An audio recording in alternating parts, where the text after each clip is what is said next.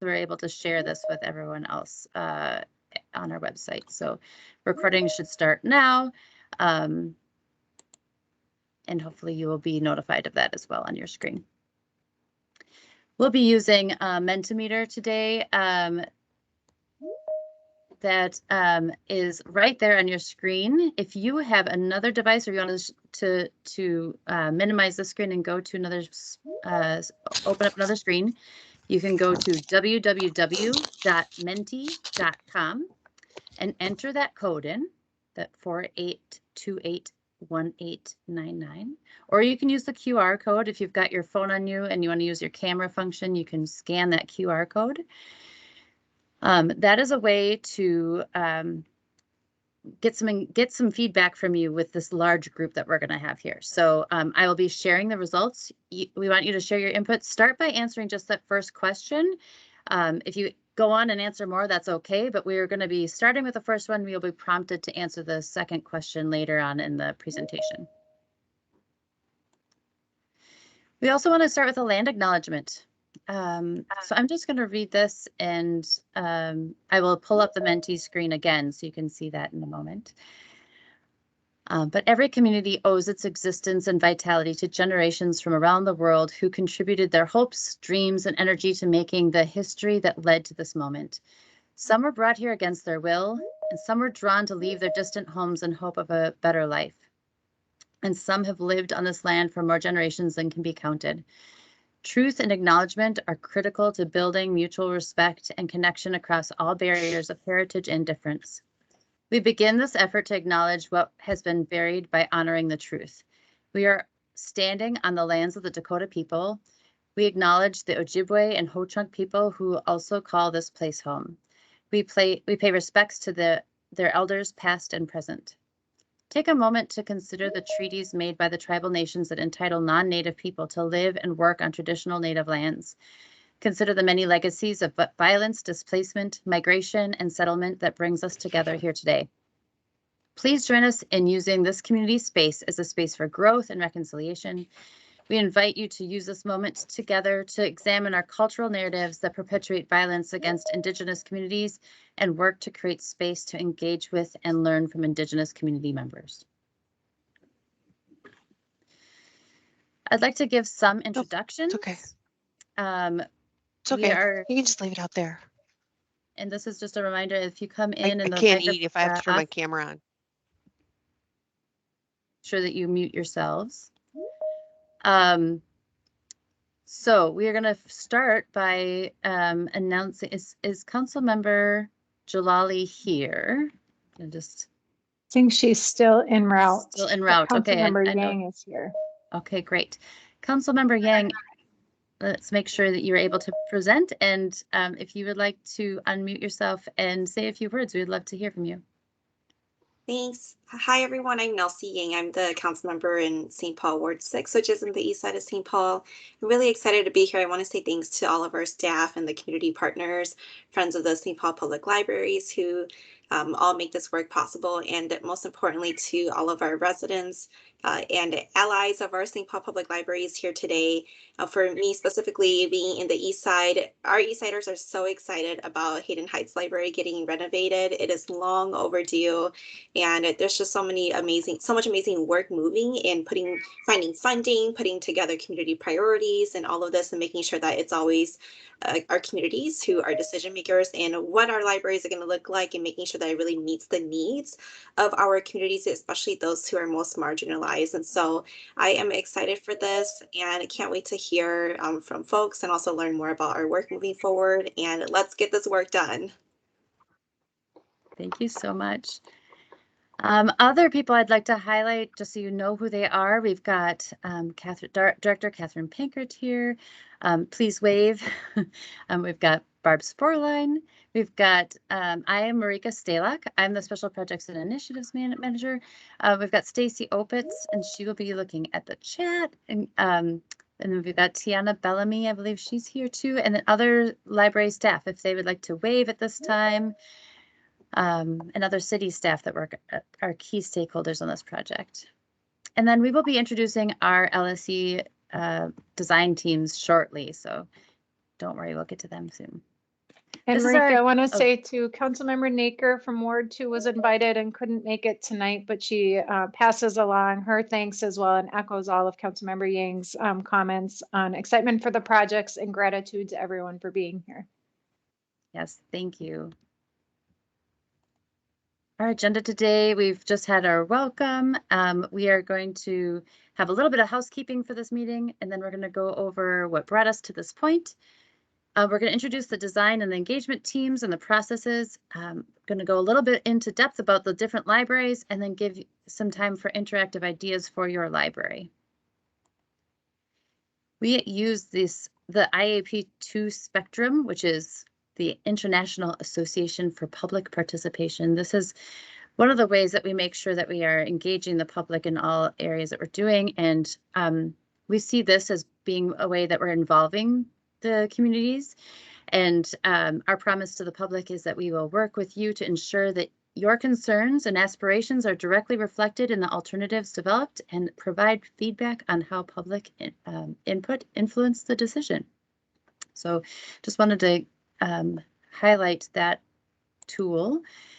We would like you to please remember to make sure that we are able to engage together to recognize and acknowledge the history and inequities that impact our individual communities, and to share your truth in ways that respect other people's truth. All contributions and opinions matter and count. Venture to be honest with gentleness about your real experiences, and then when the going gets tough, turn to wonder. So things like, I wonder what brought them to this belief, or I wonder what they're feeling right now, or I wonder what my feeling teaches me about myself.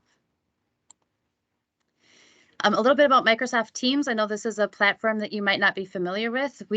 Tonight we're using Microsoft Teams. We may shift to Zoom in the future, which may allow for increased functionality for language translation and other options. But for tonight, we're using Teams to show the conversation that will be happening, which I have turned off right now. I will turn it on soon, but I want to make sure everyone heard these parameters first. Click on the speech bubble. To share reactions, you can use the hand or the smiley button, and that you can applaud people. You can put a heart. You can, I think, thumbs up, thumbs down, and then to feel free to turn your video on. And it's also okay not to. We may turn them off if the bandwidth gets too much, but I think right now we seem to be fine. And then just a little bit about questions and comments. Please add your questions and comments in the chat. I will allow that to open up soon. Please, when you chat, please indicate your home neighborhood when you chat so we can know where you're coming from. So where you are coming, where you are located, where you reside. We will likely not be able to answer all the questions tonight. We will collect everything that comes in via chat. And we're going to use these submitted questions to continue building the list of FAQs on our project website. We'll refer to that website throughout, but this is the link to it right here, or and this PowerPoint will be posted there as well, so you'll have access to this later. So I'm going to go open the chat, and I'm going to turn this over to Director Pinkert. Thank you, Marika. Hi, everyone. Welcome, and thank you so much for being here. My name is Catherine Penkert, and I am Director for St. Paul Public Library. Also live in St. Paul, and just really grateful to be here with all of you tonight on this heavy day in our world and in our community, and just grateful for the opportunity to be with all of you in a creative spirit and dreaming about our libraries. So what you see on the screen here, some of you have been in process with us with the library for years, and others of you, this might be a brand new conversation. And so this is a high-level graphic of the past several years of sort of different ways we as St. Paul Public Library have been in conversation with our community to really hear from people in St. Paul, taking equity-centered listening and learning strategies, what people want and need in their lives and what people want and need from their libraries, and then doing our very best to reflect that back. And so starting with rewriting our organization's mission, vision, values, and goals in 2018, and then carrying that through how do we translate that into a facilities direction and a vision for our spaces. And so I won't go into great detail on this slide. I will say on our website, you can find great detail. There are many documents, many links if you want to explore this further. But this process is a bit of what came before that got us to where we are tonight. And next slide. Oh, thank you. And so tonight, what are we talking about tonight? What is the scope of our discussion here and in this phase of design work that we are embarking on here in early 2022? Well, as we like to ground in the why first and then move to the what. And so as you all know, as public spaces, our St. Paul libraries are just a unique and essential element of our city's social infrastructure. And in this moment in time, as we continue to reckon with dual pandemics of COVID-19 and systemic racism, we have an opportunity. We have an opportunity to reimagine, to redesign, and to invest in our community libraries as those public spaces that meet the needs of residents now and for the next generation. And so how we do that, we want to work together across similarities and differences to co-create library designs and a case for investment to make to raise the money to make these designs and dreams real. That reflect a community-informed vision for what our residents want libraries to be in St. Paul. And the goal that we ground in is a goal that, again, reflects back what we've heard through these years of conversation with our community, that at the highest level, what people in St. Paul want are spaces that are safe, inviting, affirming, and comfortable for people of all cultures, abilities, and communities. Next slide, please. And so what are we going to do together? And tonight is a first conversation, and one of many conversations is that we are going to work together, and we at the library are engaging our community in co-creating schematic designs that we hope lead to the transformation of 3 neighborhoods in St. Paul that are well-loved, well-used, and well-worn. And the 3 dots you see on the map here, Hamlin Midway is on the far left of your screen, Riverview is in the middle, and then Hayden Heights is on the far right of the map, or what would be east. And these libraries, as you'll hear a little bit more later in the presentation, are the priorities for investment for us in St. Paul.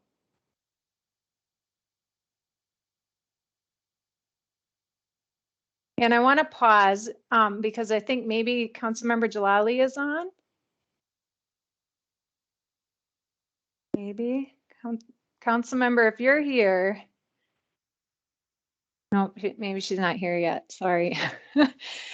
So this vision here is, again, reflecting back what we've heard from residents about what we want the library experience to be in St. Paul. And in some cases, this already exists. Many of you may have had experiences just like this.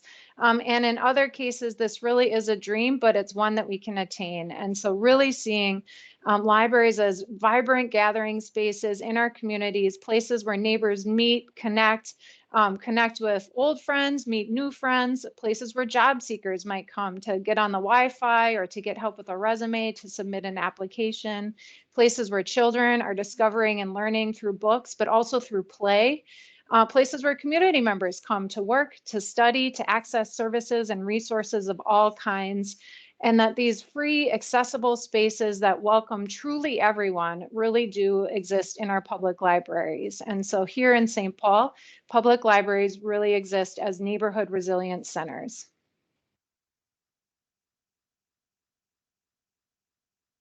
And the investment priorities that we seek to raise the funds for and do the design work for to make that vision really true across the whole city are those that you see here on the screen. And so again, we have these 3 neighborhood locations that stand out because they are beloved and they are also outdated, poor condition, and struggle to support not only high use, but the types of use that people want and need from libraries today. And each of these libraries has not been renovated in more than 30 years. And in the case of Hayden Heights Library, it's more than 40 years. So these 3 locations in particular are our priorities for transformational investment. And then across all our libraries, all 13 locations in St. Paul, we would love to improve technology, particularly in the community meeting spaces, really making sure when you use a meeting space to collaborate or to create, that you have the technology that we all expect and are used to available right there for you in your library meeting room. And similarly, we'd love to incorporate a play and learn vision into all of our children's areas. And so that in any library in St. Paul, you could walk in with a child, you could walk in as a family, and really expect it to be a great place to learn through play, in addition to learning through the books. And at the bottom of the slide, you see a little bit more detail on at a very high level, the scope imagined for each of these 3 sites, and the status of funding. So Hamlin Midway, the scope would be expansion of some sort, either through a renovation plus addition to the existing space or potentially through a new building. At Riverview, at a minimum, transformational renovation, potential for a small addition, particularly thinking about accessibility in the entrance. But we will define more of that as we go through this design work together. And then Hayden Heights, a transformational renovation.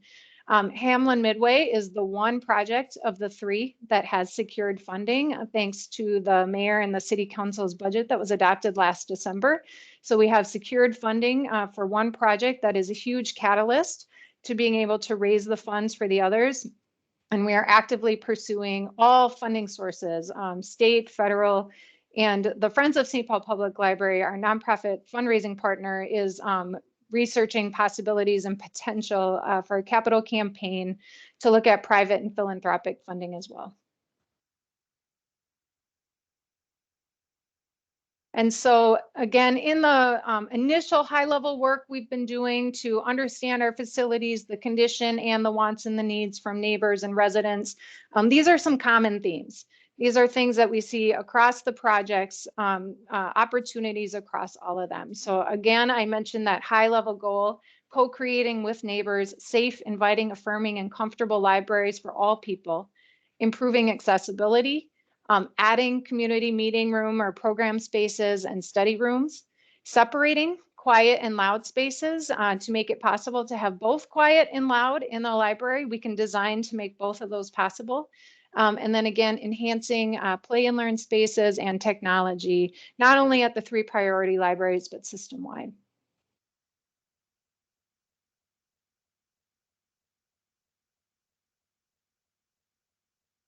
And so now I think Marika's going to lead us in a check-in, and I have messages. We got to help the council member get the right meeting link. So Marika, you do the check-in and we'll work with her on the meeting link. Sounds great. And I've been trying to figure out how to get the chat enabled. And what happened is because I had it off at the beginning, if you came in while it was off, you're not going to have access to the chat. So if you would like access to the chat, unfortunately, you may need to leave and come back. Otherwise, there will be other ways of participating, including that Mentimeter like you saw. So let me pull up this Mentimeter. So for those of you that logged in, here it is.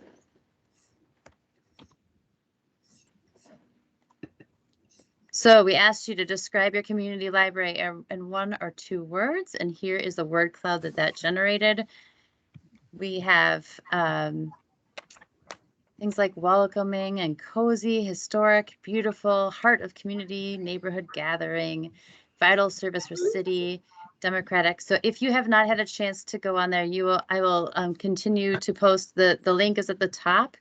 So it says menti.com, and you can use that code. Again, we would love to, this will be open until the end of the time that we're together. So feel free to go on and do that. If you are coming back in, it looks like it's unmuted you, so go ahead and make sure you're on mute. I'll help you with that as well. Also want to, obviously we're going to check in on the chat, but obviously a lot of people have not had a chat option, so apologies for that. That was not my intent. But we will make sure that we get a way for you to chat. I'm working on that. And then also remember to add your home neighborhood when you use that chat. So I'm going to send this back to Catherine, who's going to introduce our friends with the LSE. Go ahead, Catherine. Thank you. Oh, and I just, hello, Councilmember Jalali. good. We're going to have you say a hello and a welcome, and it's perfect timing. Then I'm going to introduce the team from LSE. Hi, everyone. I can be really brief. I'm sorry I've had transportation and then technology delays, and I overcame them, so I'm here. But I've been really excited to hear from our community tonight and to get the chance to introduce our amazing engagement team who's going to lead a lot of this next phase. So I'll be very brief and just say that I'm grateful to be here, and sorry again for jumping on late. I'll be a listener for the vast majority of this meeting. Look forward to being in this conversation. Thanks. Thank you. And now it is my great pleasure to introduce our architecture and design partner firm, LSE. They will share much more about who they are and what experience they bring, but I just want to say so thrilled and really honored to be working with a team, not only of this caliber and talent, but just like good people. And we have been working with them for the past probably almost 2 months now, just getting background assessments and that kind of thing. So we've spent a lot of time together already, gotten to know each other, and really just grateful to have them here with us on this journey in St. Paul. A few things that stand out about this team, in addition to the numerous award-winning projects they've done right in our city and in other places, are just the way they really are able to hit all of our priorities for what we need in a partner. You know, when we think about a firm that understands libraries, a firm that really walks the walk around equity, a firm that has experience on historical buildings, and a firm also with experience around sustainability, they hit the mark for all of those. And so just so grateful to have them here. And I will turn it over to Jennifer Anderson Tuttle. Well, thank you. I am unmuted. Good. I made the first pass there. I'm unmuted on first try. Hi, everyone. So great to see so many people joining with so much interest and passion about libraries. That's exciting. I'm Jennifer Anderson Tuttle. I'm the principal director of our public sector here at LSE Architects. And we're just thrilled to be working on these 3 very significant library projects and look forward to engaging with your communities over the coming months here. I want to share just a little bit about our firm. As Catherine mentioned, our team has extensive and relevant library experience. We also happen to be leaders in sustainability.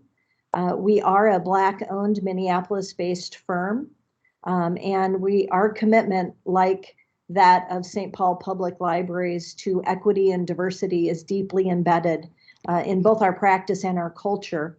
It is in not only our firm ownership, but in our team makeups, in the mentoring we do, and in the communities that we seek out to serve. And so we're, very pleased to be your team.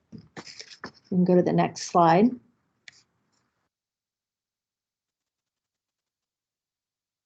Just a few examples of that relevant experience that we thought we would share with you. The George Latimer Central Library, we were fortunate to be able to do some renovation work there. And then, of course, the Sumner Library for Hennepin County, which is a 1915 Carnegie Library, so very similar to Riverview in that sense. We also were proud to receive a Historic Preservation Award for that project. I also want to share the Highland Library. You can see those great before and after photos, and then the Sunray Library, a nice shot of the reading garden and that art installation. Another Hennepin County Library project that's recent that we're just super proud of is the Weber Park Library in the Camden neighborhood, which is an AIA award-winning project. I encourage you to visit that. It's a gorgeous, gorgeous site. And then we just included a couple, St. Paul projects that we thought you might recognize. We have this Adams Spanish Immersion School, the Midway YMCA, and I could have included the Jewish Community Center as well, which is another recent project of ours, but wanted to include those. I think I did also add here North High School, which we're doing about an $86 million renovation in addition to in North Minneapolis, and have some great engagement there with students as well. We can go to the next slide. So our core team, I do just want to introduce a few of our team members. Of course, we have Mohammed Lawal, who is our CEO and principal architect.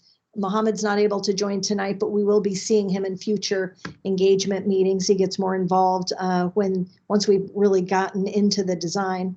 And then Keon Blassingame, who is a principal and project manager in our office. Keon, do you want to do the wave icon, or you can go old school icon? There you go. That works.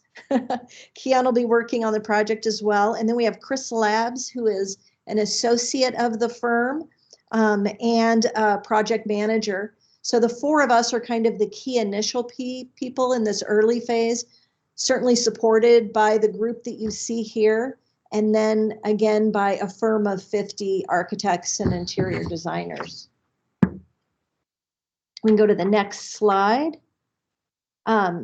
So our team also includes a team of sub-consultants that we assemble that we felt were best able to meet the priorities for experience and expertise in the areas that St. Paul was really put their priorities in as well, and that is in library design, equity and inclusion, addressing historical buildings, and then sustainability.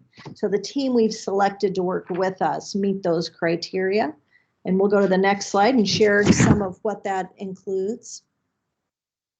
And so the overall team, this chart really shows that full team. Tricia Huring is our community arts engagement strategist, and you're going to hear more about her in a moment.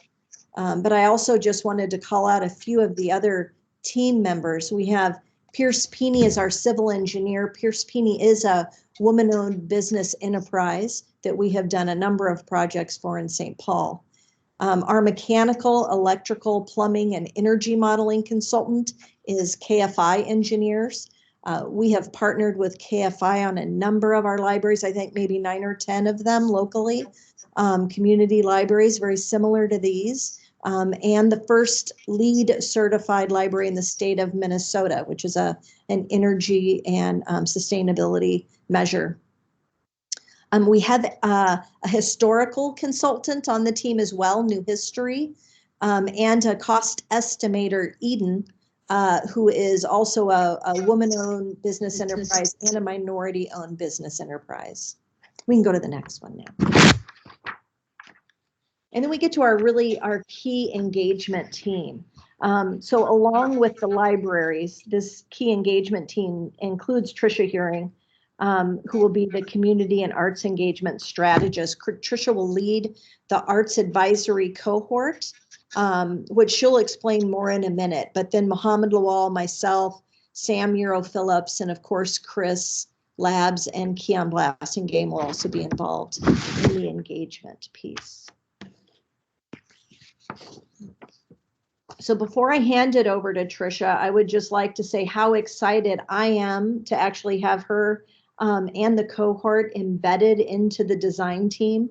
I have known Tricia for years and just have so much respect for her work, and really just in how she approaches things. So Tricia is a Thai American curator, public artist, consultant, and educator. Her work is really focused around creating opportunities and communities for BIPOC artists in the Twin Cities.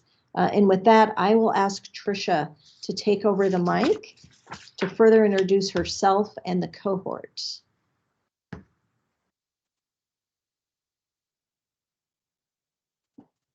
Okay. Hi, everyone. Really excited to be here. And thank you, Jenny, for such a thorough introduction.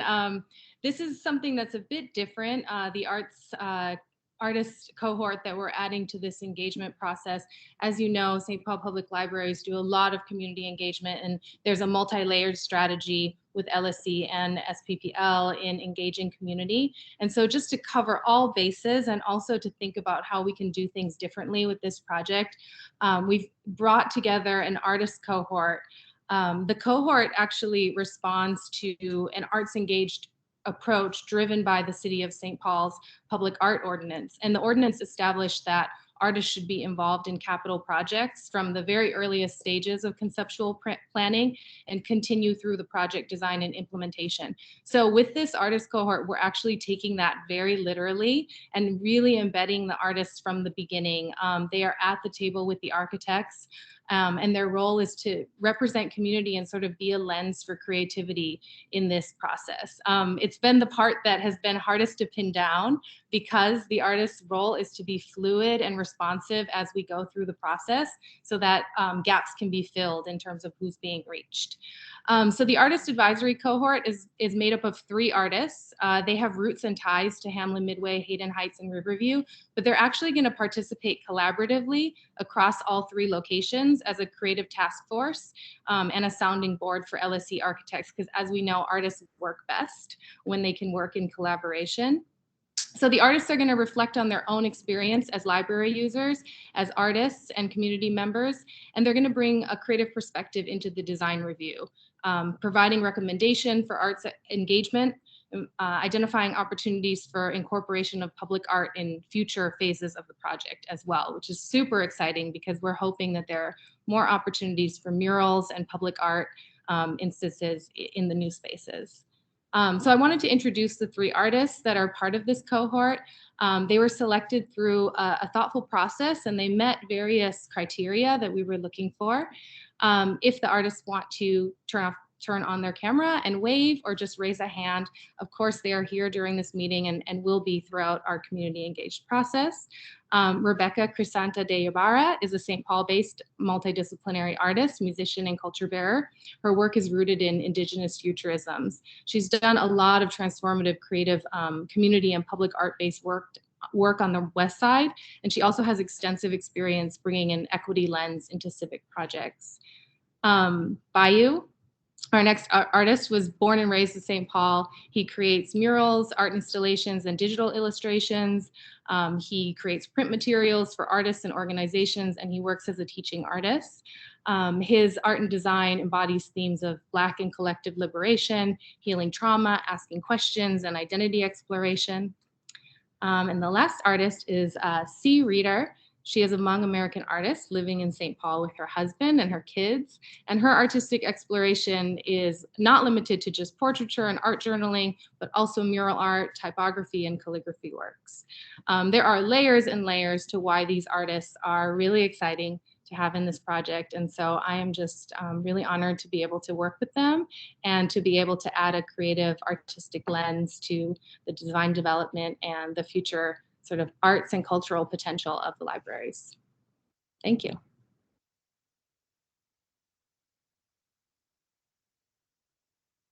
Thank you, Tricia. So now you've gotten an introduction to the team, right? And tonight we also want to give you some information about the timeline and the actual engagement process. We've really aimed to design a process that is both holistic and inclusive, so that it invites voices that are sometimes the ones that are maybe not the most present or not take up the most space, but really represent the communities that the libraries serve. So these layers of engagement that you see and are those that are really defined here today. It is evolving, and this may look different next time you see it, but it includes a series. It starts off with a series of progressive open houses like the one we have tonight, and those will continue, and we'll get to a chart that shows those a little more in a moment. We're also planning some in-person listening sessions at each library. First one scheduled at Hamlin Midway, March 2nd, 3:30. There'll be some community surveys, library ambassador meetings, and then the artist advisory cohort, which are called these creative encounters that you see. In addition, we'll be meeting with library staff in work sessions, and then are certainly open to new ideas and suggestions. You know, so that we're really interested in listening to your ideas. This graphic demonstrates a few things. We have the pre-design that is the next few months. This is really a critical time frame in the process to develop options. Once we hit the schematic design phase, we are down to a singular option. So we're going to be studying in the next few months here closely things like at Hamlin Midway, for example, what might a renovation and addition look like for Hamlin Midway in comparison to what a new library would look like. So this is the option phase of the project for the next few months. And you can see these project ambassador meetings. These are happening monthly. I think on the previous slide, it kind of indicated those are primarily neighborhood associations and groups, some civic leaders that have been invited to participate in those. And then we have these all these other layers and levels and ways to engage. So the hope is there is something that works for everyone. And again, these next few months are key really in developing this initial vision, but the design work will continue and there will be opportunities for engagement all the way through September. So with that, I'd like to talk just a little bit briefly about your libraries. This early pre-design phase that we're in now, we focus on starting off with building assessments. We've done some of that work now. We're pulling it all together and finalizing it now, but a few of the big picture things that I would like to share.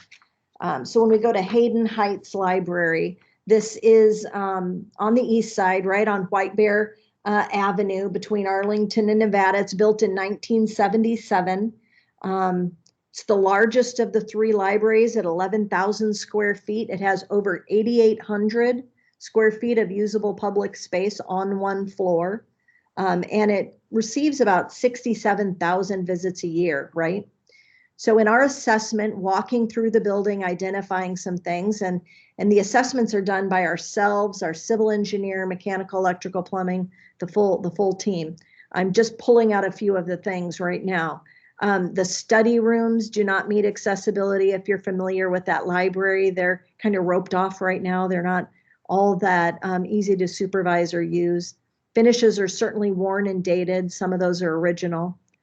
No visual controls of the bathrooms make those a concern. They are close to a staff area, but having the access to those be within the library and visually controlled would be preferred. The windowsills in that main library are at about a 6'6" height, so above eye level. So the views out and connection to nature could definitely be improved. And then some of those windowsills do leak. Doors need to be replaced as well.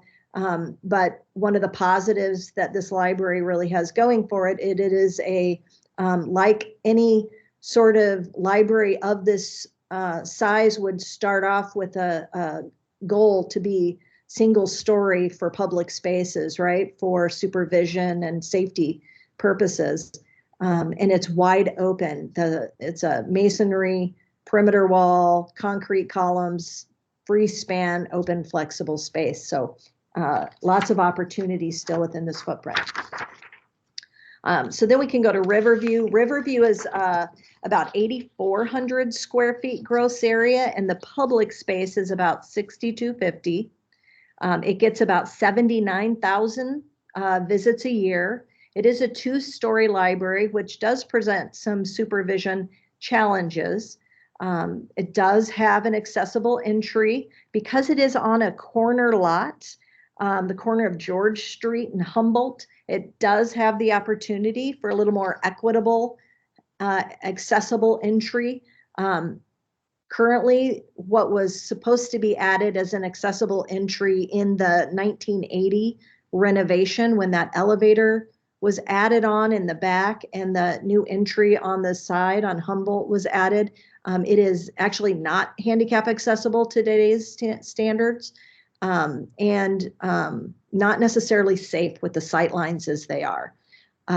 One thing to note, with a two-story building like this, it's really important what the floor-to-floor heights are, because a lot goes into that, from the mechanicals, electricals, and necessary clearances. Riverview has a 12-foot floor-to-floor height. The lower level bathrooms are a security issue, we should say, at Riverview. because they are on the lower level, they stay locked, very difficult to maintain. And then it is a 1916 Carnegie Library, as I mentioned, similar to Sumner. And then Hamlin, we get to Hamlin. Hamlin is the smallest of the three. It's about 7,900 square feet.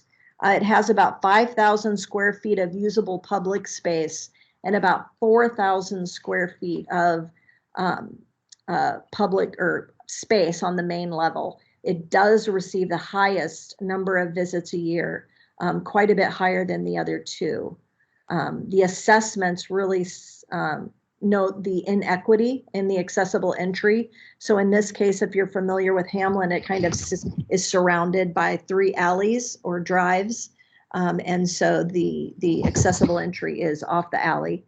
The floor to floor height here again is a little challenging, and then it's 9'6" floor to floor. And of that 9'6", a foot of it is structure. So you're about 8'6" from floor to structure. And then any other things that need to get in there would subtract from that. So that's a challenge.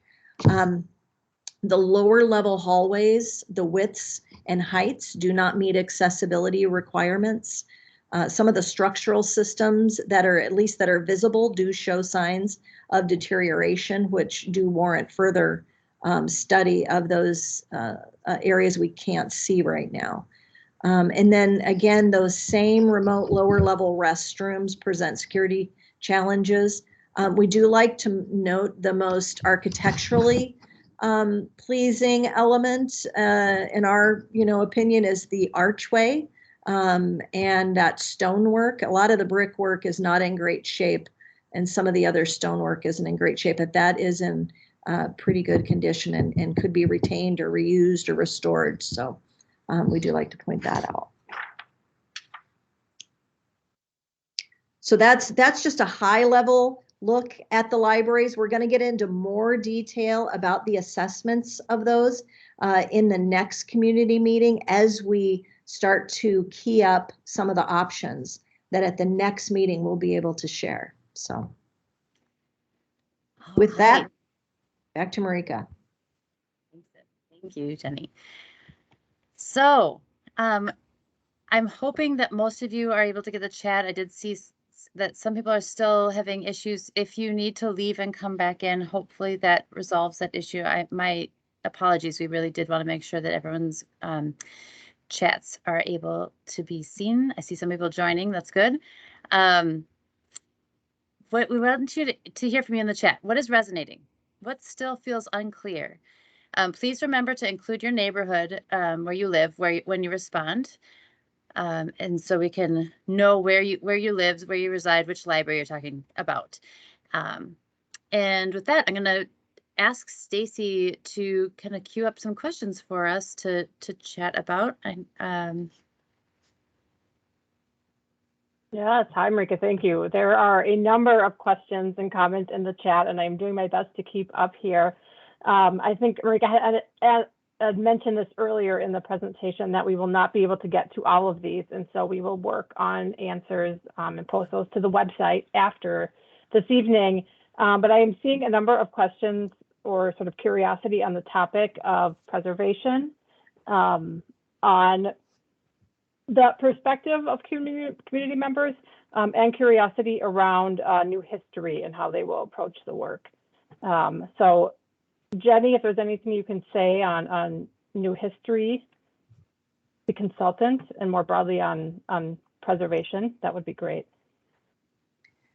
Yeah, I see a number of the questions regarding Hamlin Midway and preservation asking about costs for renovation versus new construction and all of that as well. And we're just not at that point yet. I think there haven't been costs developed to date that I'm aware of that look at dealing with options that deliver the additional space that's needed in addition to the kind of maintenance that a building that was built in 1935 is going to need, right?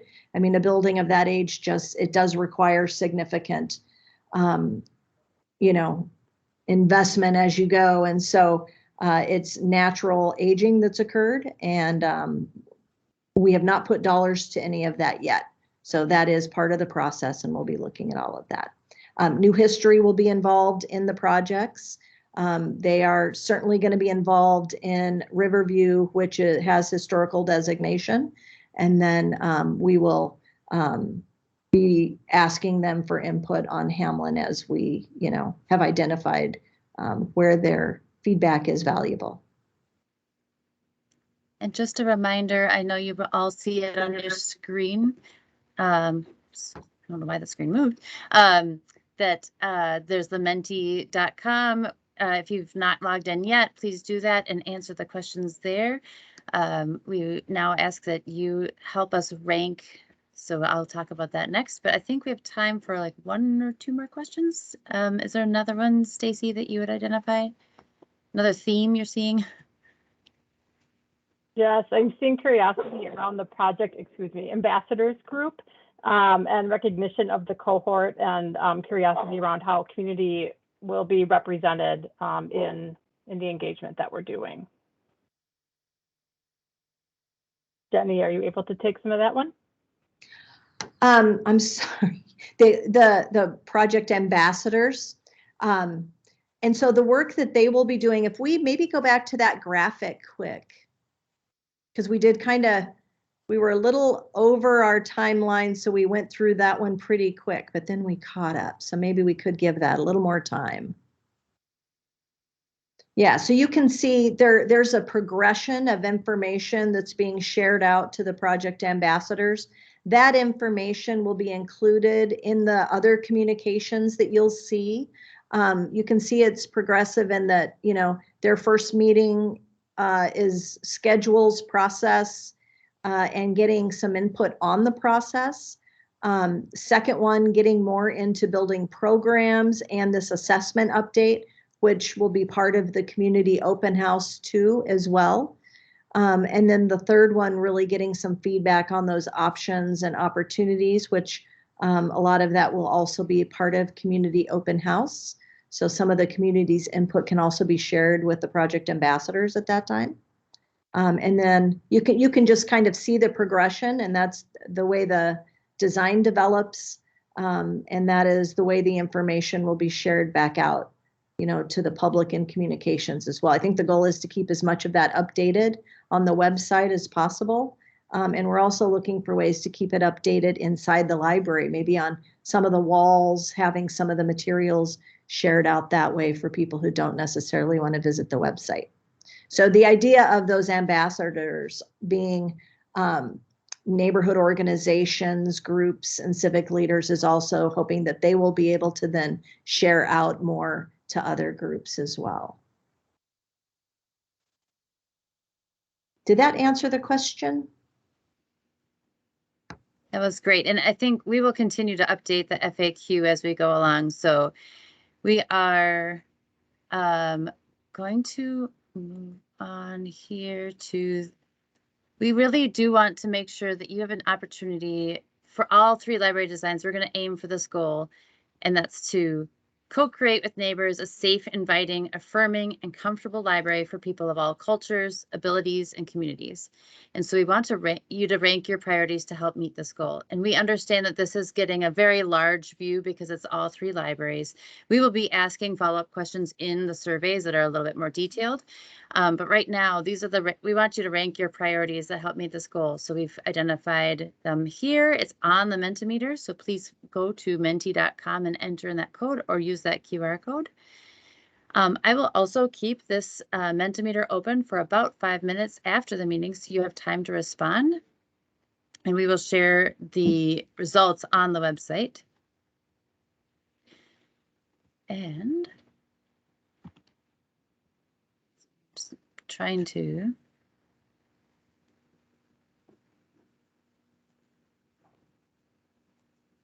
move on. So, and here are some more ways to engage as we move along. So we do want you to continue to follow the projects and the process and sign up for our newsletter. That's the best way to learn about upcoming engagements, activities, the surveys. So you will get the latest and greatest breaking news as it comes out. And then watch for and respond to the survey number 1. We will be putting that on the newsletter. It will also be on the website, and it will also be in person at the library. We want you to watch for open house number 2. It will not be the same each time. So we do intend to have these be progressive and move throughout. We will be hosting those in-person listening sessions in your library where we can not be limited to a chat, and you can talk, and we'll have other ways of engaging with us. And if there's anything else you wanted to share, please put that in the chat. We will be sticking around until 7:30. I will leave the Mentimeter open for people to be clicking through, and we will be, yes, thank you for posting. The open house number 2 for Hamlin Midway will be on March 2nd from 3:30 to 5:30. You do not need to, it is an open house type event, so it's not meant for you to be there for the entire time, to come and go as you please. We tried to make it on a time when many people could come, maybe at the end of a work day before they pick up the kids from school. Kids could come after school, that kind of thing. So we're trying to make it accessible for people.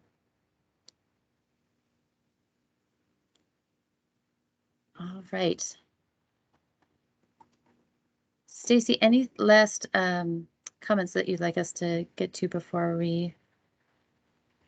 Yeah, there are a couple of comments here around times and dates for, or mostly times for community engagement events, noting that evenings and weekends and in person will make it possible for community to attend. It'll feel more accessible. There's a question here about how, from the Hamlin Midway area, how we are ensuring that we are reaching out to specific cultural groups within the community, wanting to know if that's a priority. Jenny or Catherine, do you want to take that one? Yeah, I can speak to it a little bit, and then would love any additions from Jenny and then Trisha and the artist cohort as well. One, I will say that, you know, I mentioned at a high level, the engagement work we've done thus far has had a real equity focus. And so what that means to us is designing different types of engagement opportunities, as Jenny said, kind of a little something for everyone. And sometimes that means online, sometimes it means in a library, and sometimes it means going out to reach people who aren't in libraries. And so everything we're going to do now builds on work we've already done, and know that those are the types of strategies that have been in place thus far. And the vision that you've heard and some of the goals you've heard tonight are already coming out of a practice that reflects those types of strategies. Another piece I want to mention, and real specifically, for example, in our facilities direction report, we did some translation of the survey work there, and then the translated surveys, along with some of our library community specialists who have language and cultural skills, took those surveys and made sure that we had representation from cultural groups that speak a variety of world languages and make St. Paul home, completed that survey and contributed to that facilities direction.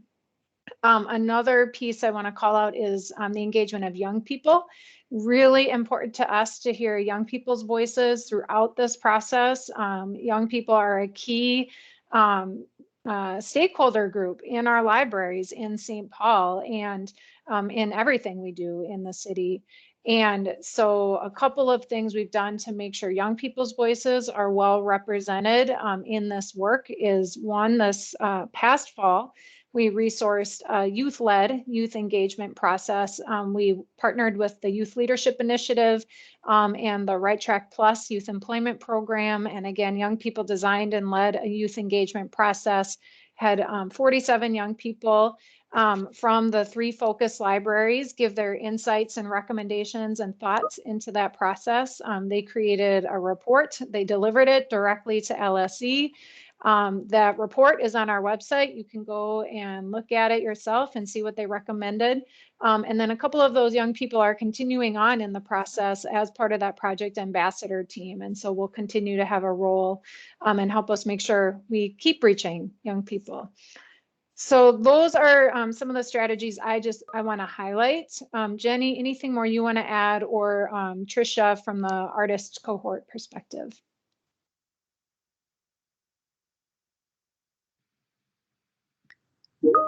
I mean, the only thing I really want to add is that the goal is really to, as I mentioned before, be as holistic as possible and inclusive. And so I know that the artist cohort is really, really looking to fill any gaps in that engagement that we might have to reach people, and make sure that it isn't, you know, it's easier for some people to participate in this way, and some groups are used to this type of participation and others are not. And so we're going to try a variety of methods and ways to make sure that it's accessible for people to share their thoughts. And you know, all good intentions. We want the best design with as much input as possible. So glad everyone has attended. Trisha, would you want to add anything to that? Sure. I mean, just to say that the artist cohort and myself, that is really why we're here, is to try to figure out whose voices are not being heard. The artists that are working on this project are community engaged artists, and that's kind of the way that we are oriented, is to think about who needs to be brought into the process. There's a lot to sort through in terms of what has already been done, the work that the libraries do.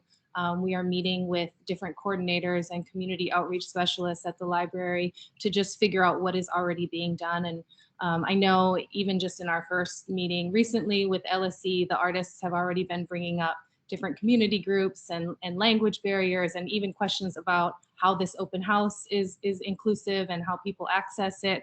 And so we're really here to be that voice. We're working with LSE and the libraries, but we're also having a critical lens and an equity lens to understand, as artists and creatives, how we bring a different perspective into the conversation of inclusion.